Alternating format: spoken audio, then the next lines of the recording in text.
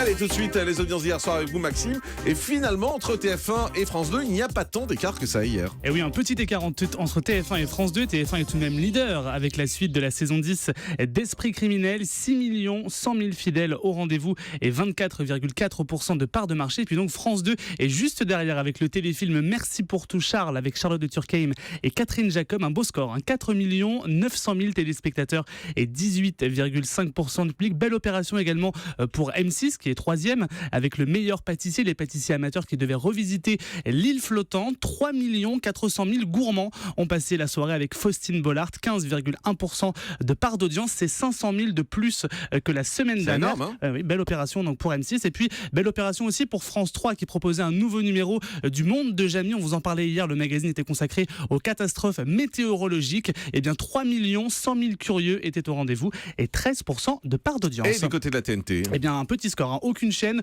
ne dépasse les 600 000 téléspectateurs hier sur la TNT. Ouais, c'est vraiment très faible.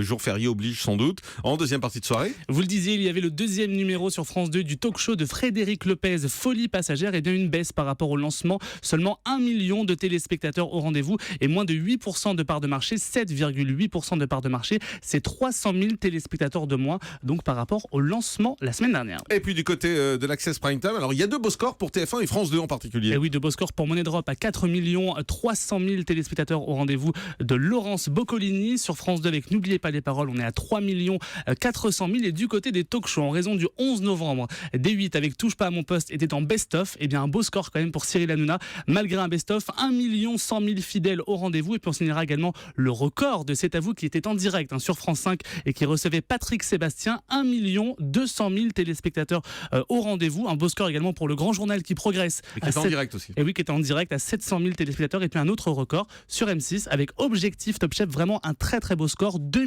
200 000 téléspectateurs au rendez-vous de Philippe Etchebest sur M6. Voilà, jour férié aussi oblige également puisque les gens étaient chez eux plus tôt. Donc on peut regarder les access plus tôt, ce qui explique ces records. Et c'est très beau chiffre. Merci beaucoup Maxime. On fait une pause. On se retrouve dans un instant et on va vous dire que ça a flingué hier du côté des réseaux sociaux. Les stars de la télé se sont mises à se taper dessus par tweets interposés. On vous raconte ça dans un instant avec Jérôme Yadichenko. À tout de suite.